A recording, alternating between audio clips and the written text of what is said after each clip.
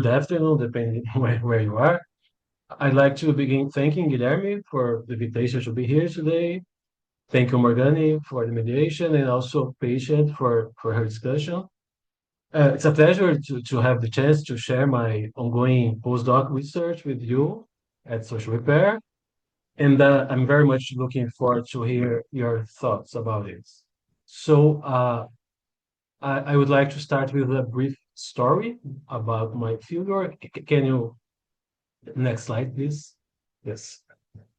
So it was the morning of Ash Wednesday in 2025 when a procession left the Cathedral of Manaus and made its way toward a park on the banks of a big river. The so-called Ecological Walk moved through the central streets of the biggest city in the Amazon with people wearing t-shirts and carrying flags printed with images of St. Francis. Along the way, under a steady rain, religious leaders alternated prayers with messages about environmental awareness. At one stop along the route, at a shrine, and again at the final stop in the park, priests and bishops planted three seedlings among the topics most emphasized in the cardinal speeches were selective waste collection for recycling, the energy transition, and planting more trees across the city. When I spoke with some of the people who took part in that walk, I wanted to understand more about the impacts of the proposals associated with Pope Francis, since he was constantly being invoked in the discourses. Then there was a great deal of admiration for his actions and for the leading role he played, but it was also common to hear people say that there was not really new in what he was saying. Going further, one priest told me quite emphatically that the clergy in the Amazon had already been developing social environmental initiatives in the 1970s that were more radical and more far-reaching than those advocated by that pope. Another priest told me that environmental awareness was certainly not lacking among Amazonian Catholics. What was really lacking, he said to me, was theological awareness. So in this presentation, I want to explore different ways Catholicism has given shape to ecology in the Amazon region. More specifically, I want to show how, over time, perceptions of nature within Catholicism have shifted from the language of the environment to the language of ecology, and how religious practices have been changing in recent years. So next slide, please. Yes. So scenes similar to the one I have just described, it took place in many other Brazilian cities that same day, because it marked the beginning of the 2025 fraternity campaign. So just to give a bit of context, during Lent, between Carnival and Easter, dioceses and parishes across the country are invited and encouraged to engage more deeply with a particular theme. The fraternity campaign are organized by the National Conference of Bishops of Brazil and have been taking place in every year since 1964. The themes are chosen by the Brazilian bishops and usually concern the application of Catholic social doctrine to social political issues seen as specifically urgent in Brazil. So Catholic communities are then encouraged to take collective actions aimed at offering responses to these big political problems in the country. So in 2025, the theme of the campaign was fraternity and integral ecology. The choice was justified by two milestones that year: the 10th anniversary of the publication of the encyclical Laudato Si, and the fact that Brazil was hosting COP30 that year, last year. As a result, Catholics across Brazil, included in the Amazon region, become involved in a wide range of activities centering on caring for the environment, from prayer groups and composting workshops to theme masses and collective tree planting initiatives. As the Conference of Bishops itself points out, environmental issues have been the most recurrent theme in the history of the campaign, shaping 8 national campaigns of the course of 61 years.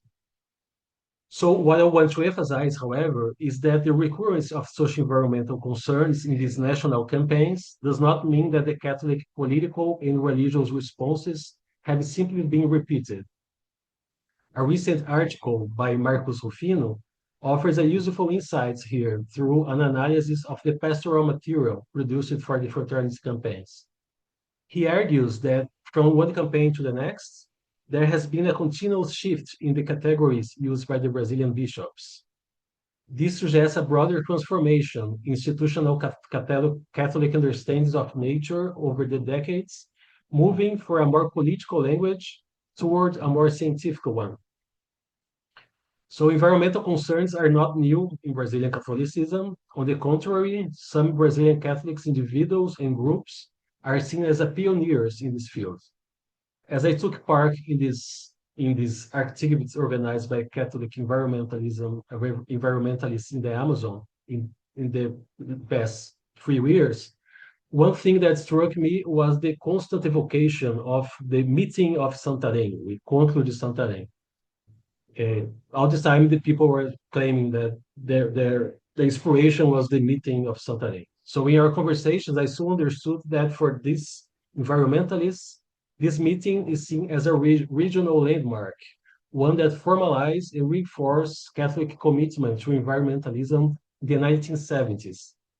So it's precisely this landmark that's evoked when people contextualize the creation of the Indigenous Missionary Council, CIMI, and the Pastoral Land Commission, CPT, two Catholic organizations that have been working on social environmental issues for more than 50 years now. But I'm not going to discuss those organizations in detail here. But what I do want to emphasize is that both of them were founded around a shared and uncompromising defense of indigenous and rural communities' rights to access and work the land in the Amazon. This is a proposal that the Conference of Bishops has defended institutionally on several fronts, and the Fraternity Campaign are one of the ways it seeks to mobilize Catholics around these issues at the national level, not only regional one. So to return to Rufino's arguments, in recent decades, we can see a growing convergence between scientific and theological language. In that context, ecology has become the dominant Catholic language for environmental agenda. In the early campaigns, you can see the first one on the left, in 71, and also in the 80s, the main focus was on struggles over access to lands and on critiques of capitalist development, strongly shaped by liberation theology. Nature did play an important role in those earlier campaigns, but the environment was still understood mainly as the setting in which political, social, and religious struggles unfolded. By contrast, in the 21st century, in the campaigns that foreground nature, the environment is presented through a more scientifically grounded language. This shift in language, however, still preserves what Rufino calls an anthropocentric preservationism. It's on this conceptual and scientific terrain of nature that the Catholic Church seeks to make a religious claim about what ecology really is, without challenging the primacy of humanity. And to understand this shift in language and approach, I would argue that we need to look beyond the national level disputes. So, next slide, please. So a second shift in the religious categorization of nature has to do with an alignment with a global Catholicism. This alignment takes shape especially through the global guidelines established by the Vatican. After all, it's always worth remembering that the Catholic Church has a deeply vertical structure and operates on a worldwide scale. So within this broader framework, the ecological turn after the encyclical Laudato Si proved especially powerful, both in reaffirming the social environmental categories already in place in Brazil and creating new references, pointing to an ecology institutionalized by the Vatican. One line of the encyclical became one of the key mottos of Francis' papacy. Is the cry of the earth is the cry of the poor. So in a very direct and concise way, the phrase is effective in stressing an equivalence between the demands imposed by the climate crisis and those imposed by socioeconomic inequality. On one hand, Bruno Latour offered an enthusiastic reading of this encyclical as early as 2015, arguing that this equivalence was a major innovation, one that the secular environmentalists in Europe should embrace and carry forward. But on the other hand, Catholic environmentalists in the Amazon have their own reasons for saying that they see nothing new in this proposition, since it's something they themselves have been pursuing for the last 50 years. I see Laudato Si as a powerful global social environmental manifesto and a strong denunciation of the effects of climate change, but not as a document that lays out practical norms for concrete action. What we can observe since then, especially since the Pan-Amazon Synod, is an effort to create direct plans of action to make it effective. In my view, the ecological innovations of Catholicism in the Amazon lie less in the encyclical itself than in the movements that emerge after its publication. I argue that over the course of Francis' papacy, there was a twofold movement of exchange around ecological proposals. The more visible one is that the reference points of Latin American environmentalism began to be publicized globally by the Vatican. Integral ecology can, in fact, give shape to new religious elements for collective engagement in the struggle against inequality, especially in many contexts in the global north, where ecology has tended to follow a more liberal tradition focused on individual action. What I want to emphasize here, however, is the reverse movement.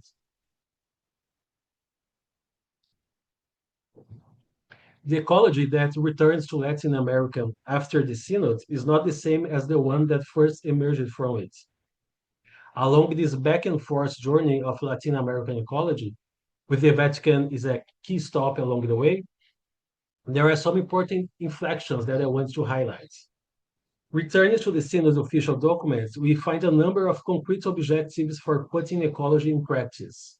Some of them reinforce what has already been done in the region over the last few decades, such as opposing the model of monoculture agriculture and create funds and other mechanisms to protect the Amazon for exploitation by multinational corporations. However, there are also objectives that introduce something new, such as creating parish minister dedicated to environmental care, promoting waste recycling, planting native trees, and reducing dependence on fossil fuels. These later measures are forms of ecological action more commonly practiced by environmentalists in the global north than in global south, and especially more in Europe than in Latin America. So next slide, please. So now I'd like to bring one more field account before I close. It was early on a Saturday morning in Zumbi dos Palmares, a working class neighborhood on the outskirts of Manaus. Around the small chapel of St. Matthew, more than a dozen children had gathered with their parents for a special catechism activity, picking up the trash that had built around the parish. After sweeping the area and separating recyclable from non-recyclable waste, the children and their families formed a circle outdoors, standing barefoot on the grass. And after a circle dance with the 2025 booklets in hands, they read aloud some passage in which integral ecology was explained in a didactic, interactive way. The event I was also taking part in was the last one of the Lents. Some nuns spoke through loudspeakers set up on the top of the van filled with tree seedlings.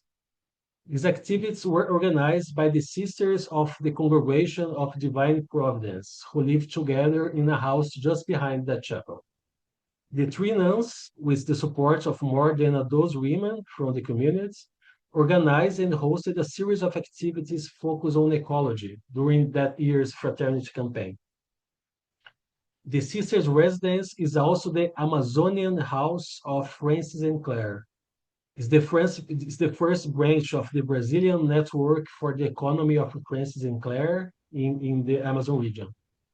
This network was created in 2019 as a part of an effort to build an economic model committed to justice and sustainability.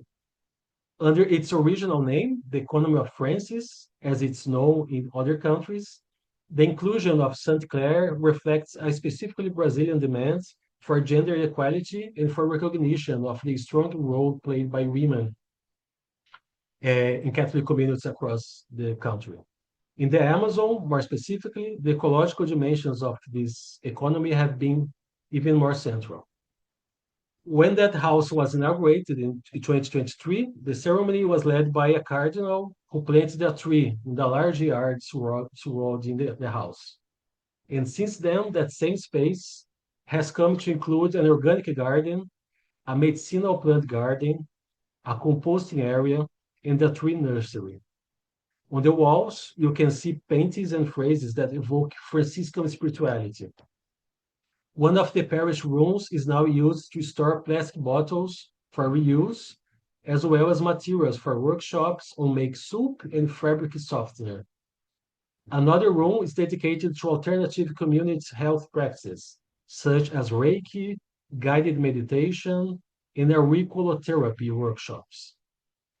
Alongside the sisters, many Catholic women from that community are involved in these activities on a daily basis, both there and through itinerant initiatives across the city. These activities became especially intense during that year's fraternity campaign, given how closely they are aligned with its theme. So after the catechism activity with the children, volunteers also began loading their cars with plant seedlings and tools such hoes, gloves, and post-hole diggers.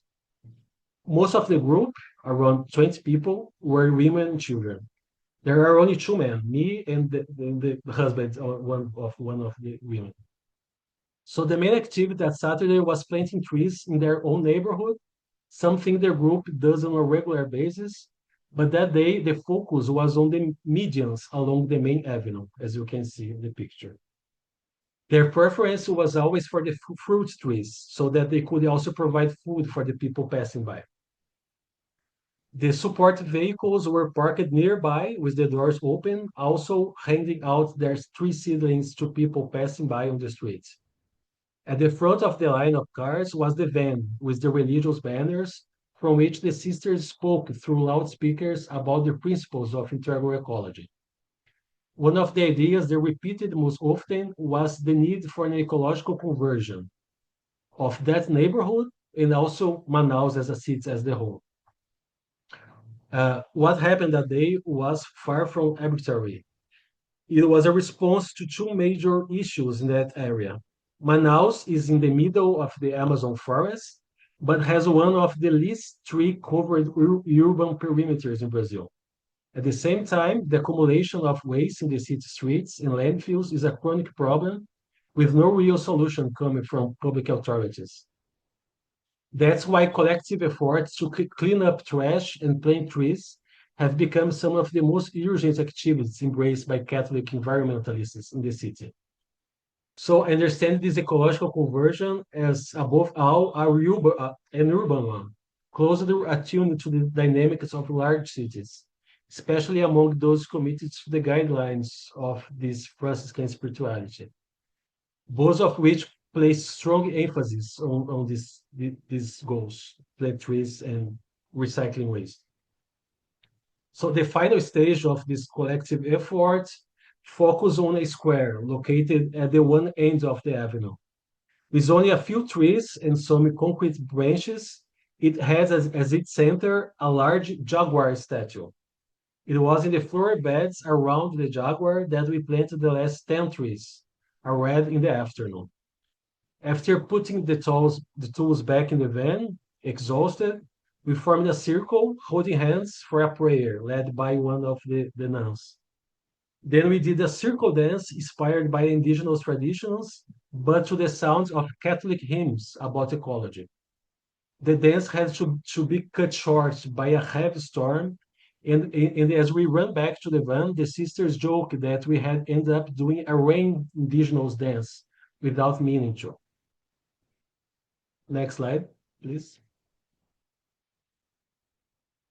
So the 2025 Fraternity campaign was marked by the Pope Francis convalescence, with constant prayers for his health and recovery in the masses and celebrations I attended. On those occasions, he was often described as the greatest environmental leader of our time.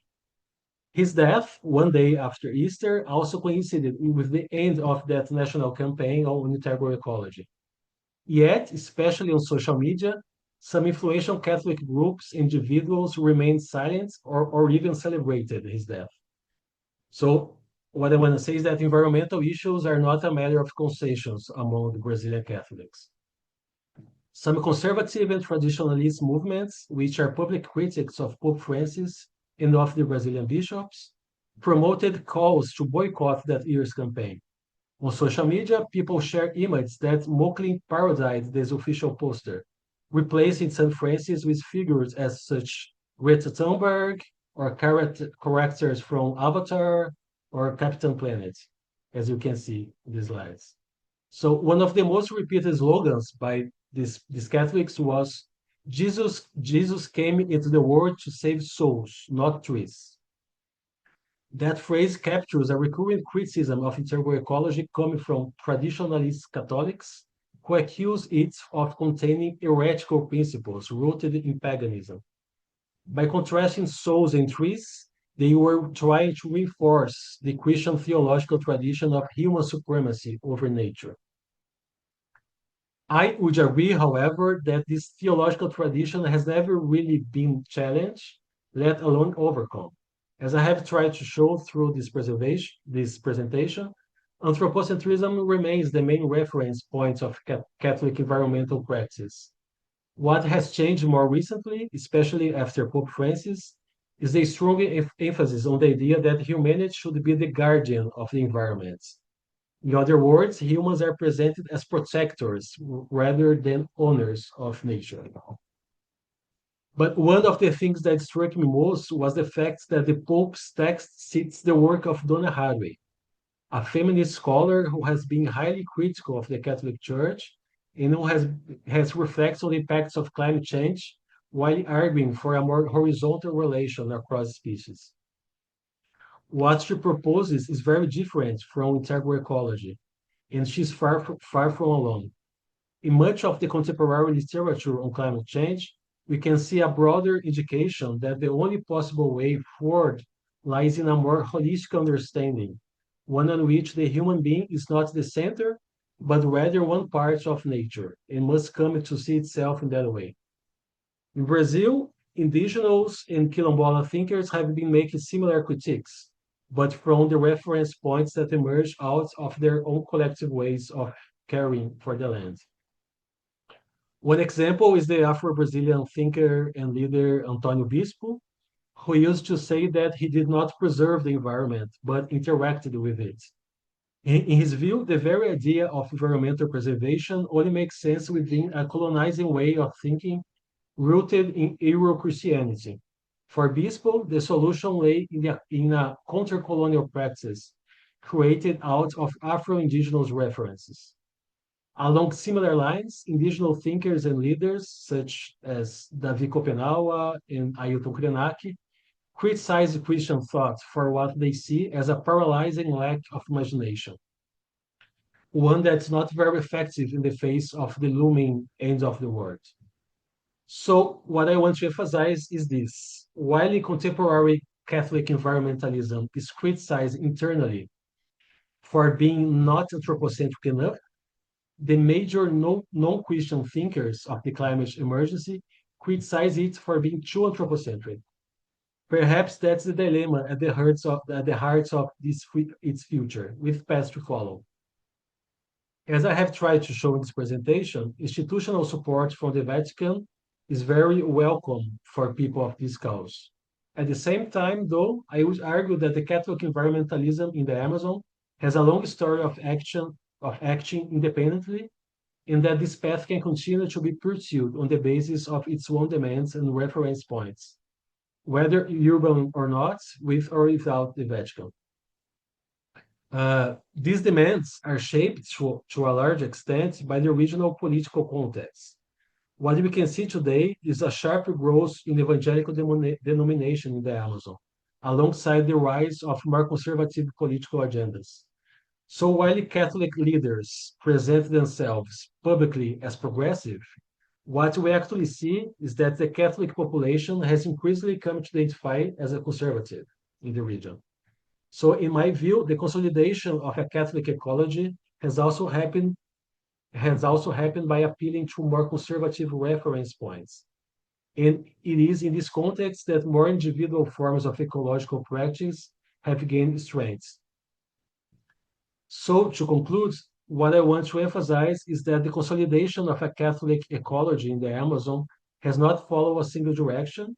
It has drawn on a progressive socio-environmental traditions, but it has also increasingly adapted to a more conservative political climate. In that process, more individual forms of ecological practice have gained strength alongside older collective and land-based struggles. If this ecology is expanding today, it is doing so through tension rather than coherence. And perhaps that tension is exactly what defines both its limits and its possibilities to continue. That's it. Thank you.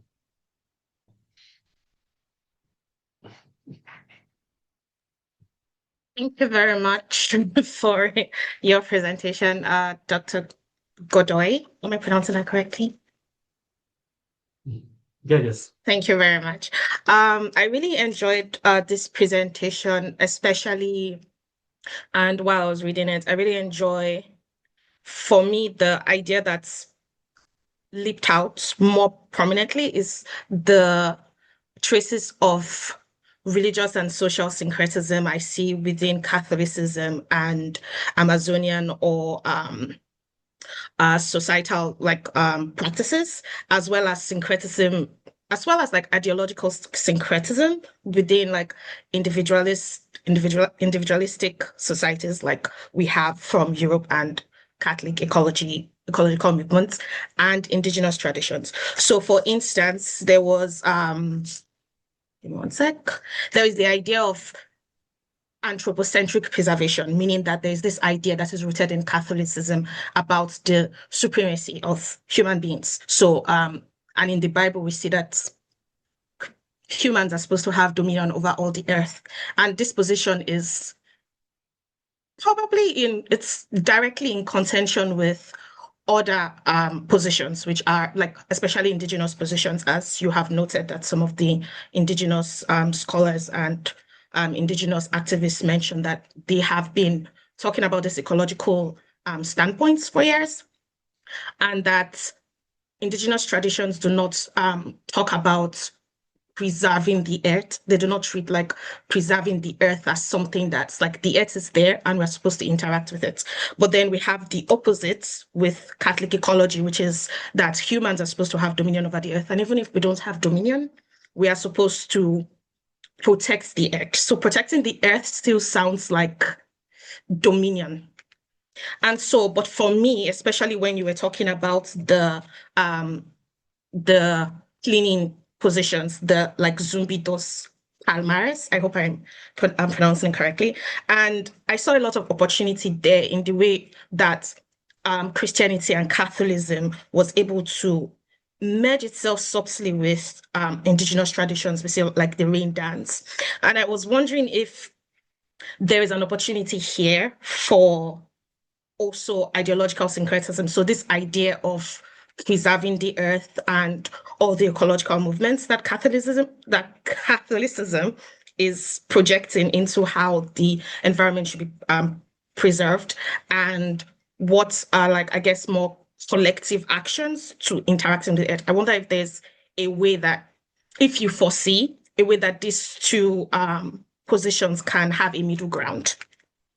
And also, other than that, I'm also thinking about the political tension that you have outlined in your presentation. And most of this political tension, of course, is talking about conservatism and liberalism. And so we have conservatives especially Catholic conservatives, would more likely do not like the idea of ecology, since Jesus Christ came to save human beings, not trees. But then we have the opposite of that, which is more liberal positions of ecology, which is we are supposed to protect the earth. So I guess my question in this sense is,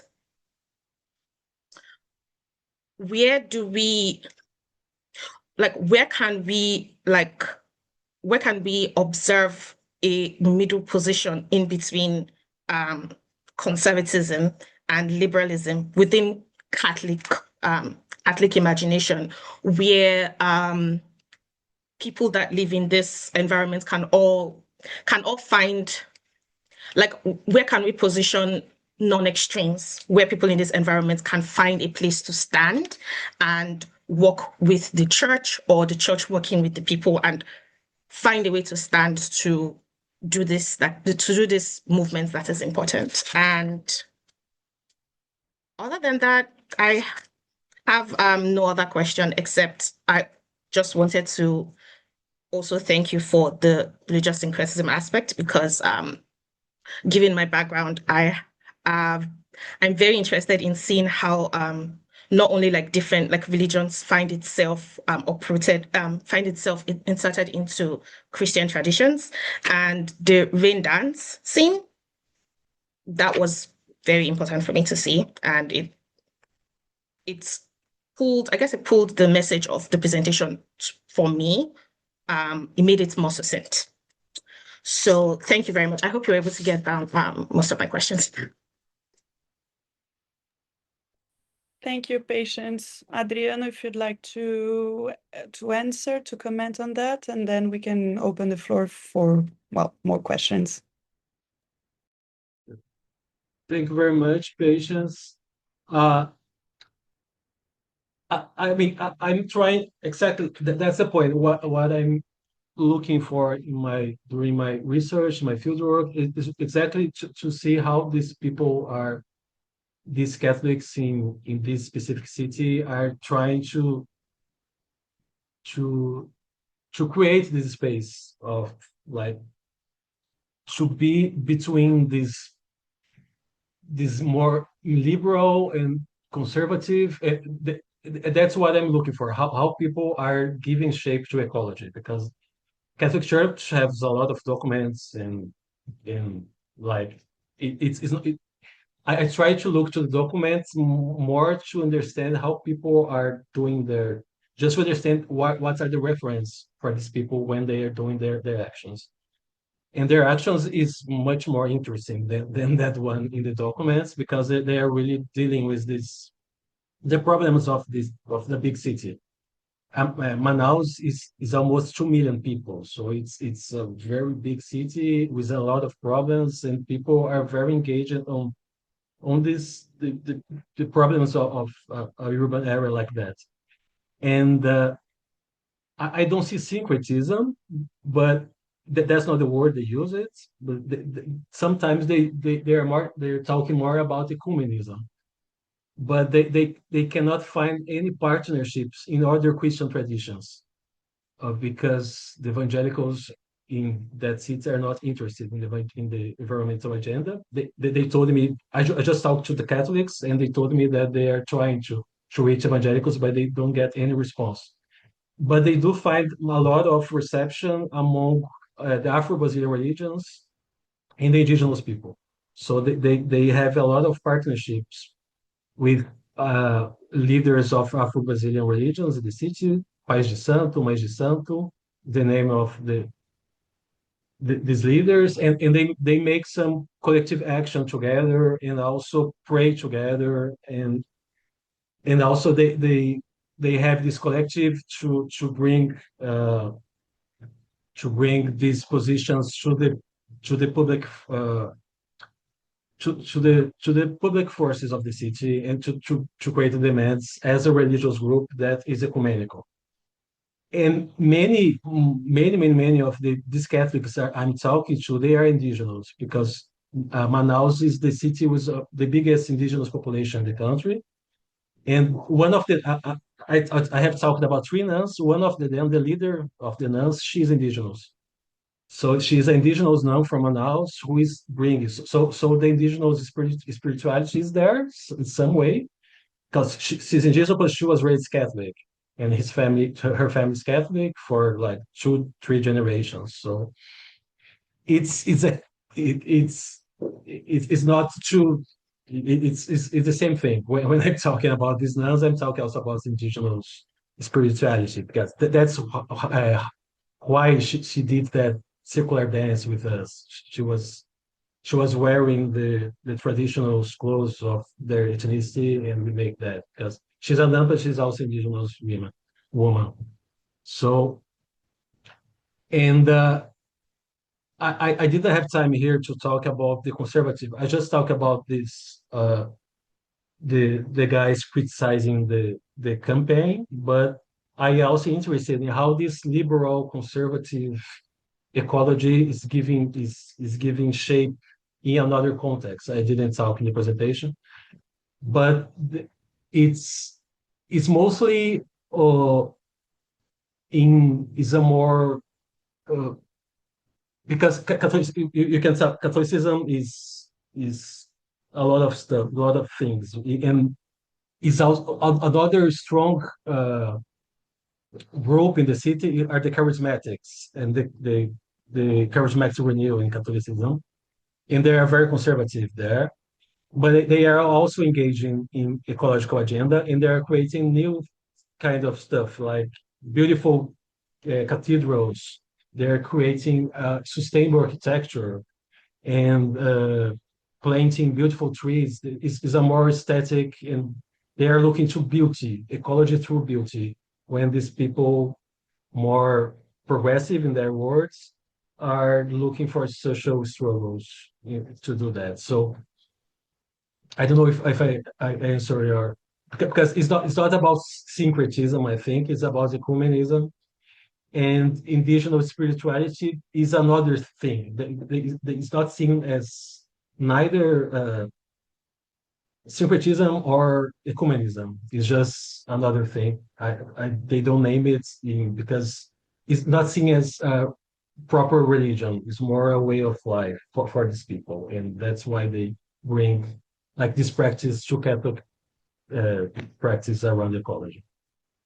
Is that I'm right? so Yeah. sorry, but yeah, thank you very much. I just wanted to, before the floor is still open for questions, just so I can add a follow-up question so that maybe, like, so that I'm curious.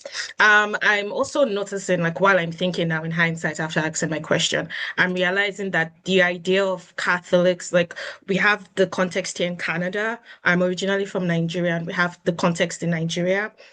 Um, the Pope, Catholicism, priests in most of these environments are not usually associated with ecology or saving the ecosystem. Like I have I guess I guess hopes that there's something particular about the environment, the environment in Brazil and in all and the Amazon that particularly makes Catholicism and the Pope and ecology so intertwined. But like, do you think there's anything special about the environment or the political climate or maybe the social climate or just the climate that makes Brazil and makes the Amazon a such like an environment that Catholicism has decided to identify with ecology because this is not, as far as I'm aware, this is not the same in most parts of the world. So is there something special about that environment? Is there an historical context? Is there a political context? Is there a climate context? Like, is there something that triggered this particularly? Yeah, I think so. Yeah, I see like the Amazon as like a laboratory for the Vatican to create this new. It was at least with the last pope. I don't know with this one. He didn't talk much about it, but it was for the last book was like a laboratory for create this new approach of Catholicism to ecology and to nature. But it has become like an example for other places. Like in Canada, there is a famous Jesuit thinker.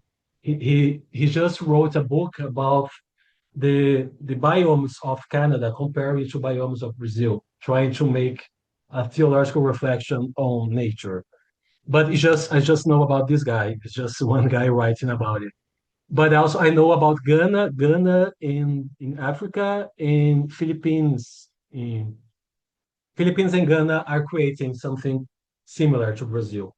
But in Ghana, it's more a feminist approach, and in Philippines, I don't know exactly. It's more missionary way of looking to it. But it's something very, I would say, as I say, it happens in Brazil for the past 50 years. It's something that is around, especially Amazon region. And with the Vatican, with Pope Francis, was trying to bring this worldwide. And I don't know how I know about Ghana and Philippines and this guy in Canada who are trying to bring, but it's not common in other places. But I think it will be in some certain way because I don't know. I there is also I think depending on the orders. If the Jesuits are the ones that are really bringing this on as uh, objective for the religious objective in their missions. So also in UK, I could find something about that. So I don't know. It depends with the order and in the context. But Brazil is like example in the laboratory for that. I would say. Yeah. Thank you. Thank you. Please go ahead, Paula. Okay, thank you, Adriana, for your presentation. It was very interesting. I have two questions. They are connected. You mentioned the Vatican and some African and indigenous leaders in these actions. But my question is how this kind of theological, doctrinal, I don't know what discourse, how it circulates in Brazil and outside Brazil. It goes to the media, it goes to the parliament, it goes to law, or it remains enclosed in the Christians' spaces. And this is also linked to your first observation that the discourse shifts from preservation to a more scientific discourse. Why that happens? The audience changes. Why they have to change the discourse? Where is the pressure to make this change? And if this change give a more effective audience to these theological or Christian discourses?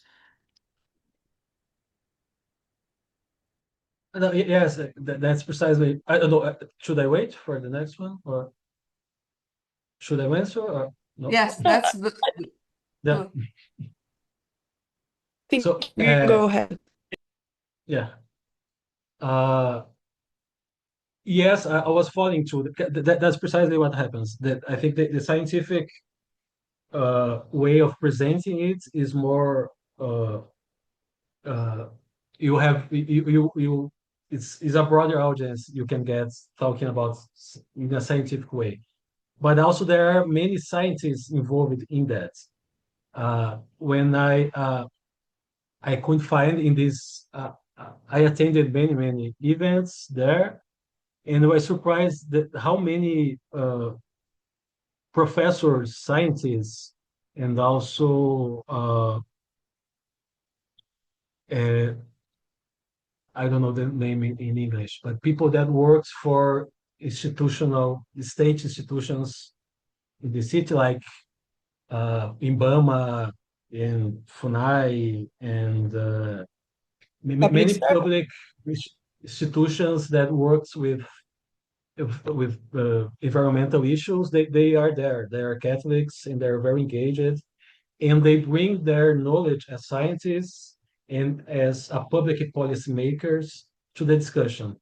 So all this discourse about integral ecology is also being discussed in the chambers of Câmara de Vereadores, the chamber of I don't know vereadores, but the municipality. They bring these discussions to municipality to create public policy to the city.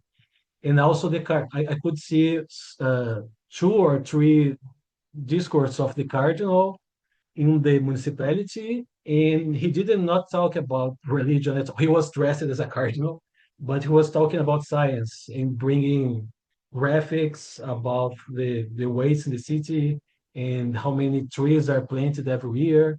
And just all the language was scientific and public policy one in that space of the municipality.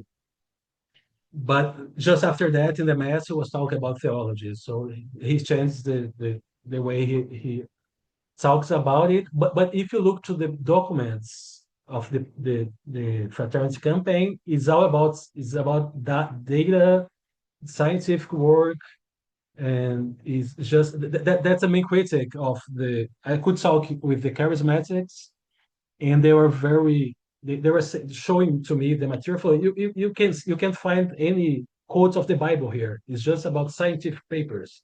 So it's not religion. So that's the same. I see they just trying to find a way between they need to convince the public sphere and also to convince the Catholic communities and try to bring these two.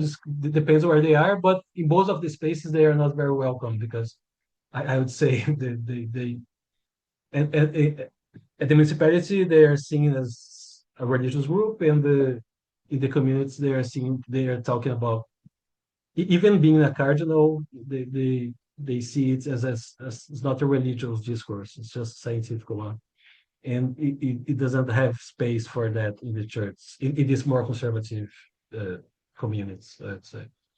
So that's why I didn't talk aquí, but that's why I'm looking to architecture, because for these more conservative communities, architectures became a way to talk about it, not in a religious way, but aesthetical religious way, but not scientific. That's how they are.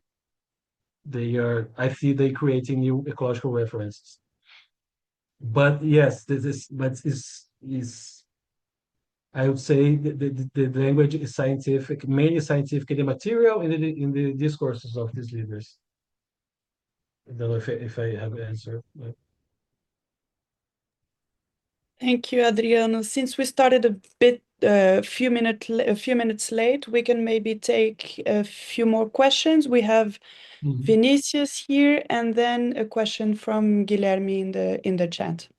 Please go ahead, Vinicius. Adriano, first of all, thank you for your presentation.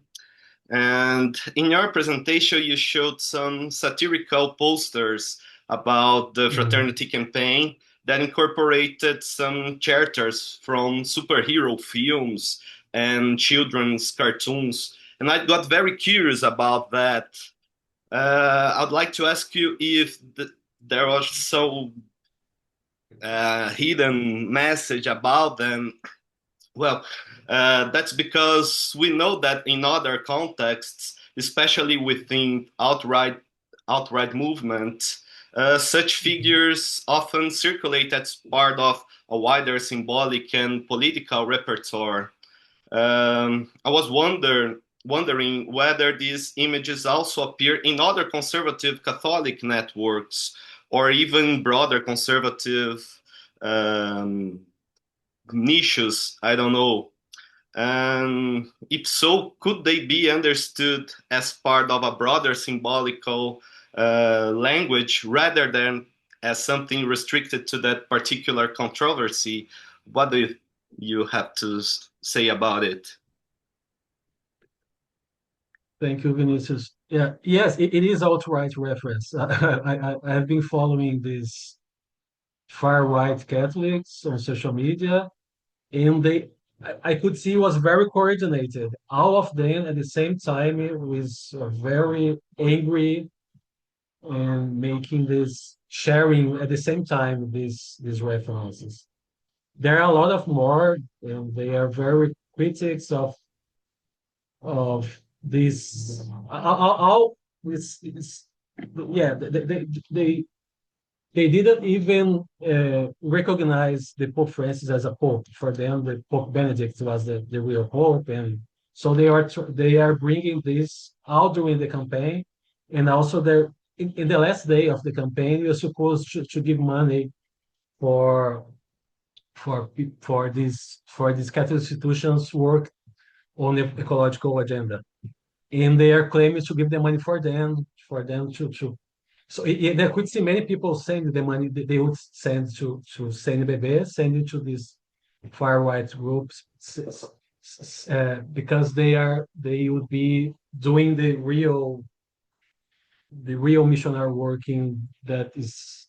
But the critic of I think is the same as I was saying to Paula, because they don't see there was a deeply discussion about the image of the Saint Francis. They also they don't see St. Francis as environmental leader. They see St. Francis as a mystic. So they are also criticizing the way that Pope Francis presented St. Francis. So they are so the idea was that the St. Francis that of Pope Francis was closer than of Greta Thunberg and Avatar than the real St. Francis. That's the idea of the poster. And yeah, it's but I would say this was the main concern that for the people for these Catholic environmentalists in Manaus wasn't these guys talking against it, was just people just ignoring it. It's just people, many communities are just not interested in that. It's just okay, we need to do that, but just especially in these not very opening communities to like the charismatics and other ones. So they're telling me that they are not feared of this. Yes, St. Francis, yes, from Crusades. That you can create an image of a very conservative St. Francis, that's what they claim. But I don't know. I just get lost. Because yes, it's a right reference, and they are criticizing this progressive way of looking to St. Francis, and yeah. One last question, Guilherme. Yeah, sure. I will read the question that I post here in the chat. It's just that liberation theology was and is a theological movement that found particularly fertile ground in Brazil in the context of the post-Vatican II Catholic Church. Could you elaborate on the affinities, but also on the discontinuities between the ecological agenda you discussed and the agendas associated with the liberation theology? Yeah, I see as something new because the liberation theology leaders are very elder people nowadays. They're under 70s, 80s, and they have a specific way of looking to ecology that is closer to Leonardo's Boff way of looking to it, but it's not the same. It's something new that's happening now because, of course, they are a reference, but it's not. It's just a reference from the past. It's not something very. They are not being invoked in daily basis. It's more about it's. I would say something similar to Pope Francis, right? Because it's not liberation theology, but it's like a Catholicism from Latin America that is more politically engaged, but not in the Argentinian history is another way of they didn't have it's teologia do povo, né? Teologia del pueblo. So it's another way of looking to it, and I would say this teologia del pueblo way of approaching ecology has become the Vatican main inspiration. So it's not the liberation theology from Brazil. And Boffey, if you read the text, this official text from the Vatican, you can see many inspirations from Boffey's work, but it's not the same. It's less Marxist, less engaged, and is more what I'm calling liberal.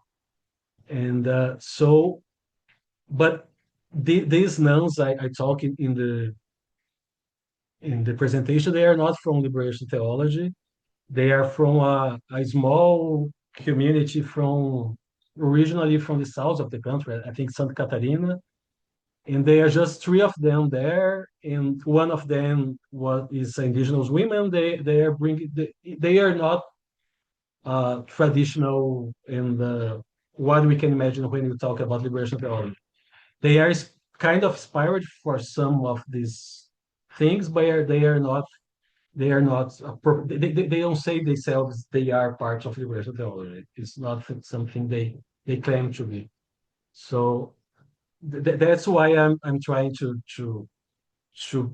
bring together how this new kind of ecology is emerging from Vatican, and also for these progressive Catholics that are not strongly affiliated to liberation theology, but also for the conservative ones. How they are shaping this in the practice and in a daily basis. But liberation theology is just something I don't see it in the young people. If I have talked to older priests, and they are the typical liberation theology leaders, but not these people that I talked in the presentation. Thank you so much, Adriano, and everyone, for this very interesting discussion. The seminar will be posted on our website very, very soon, and we will see each other for the next seminar in May then. Thank you so much.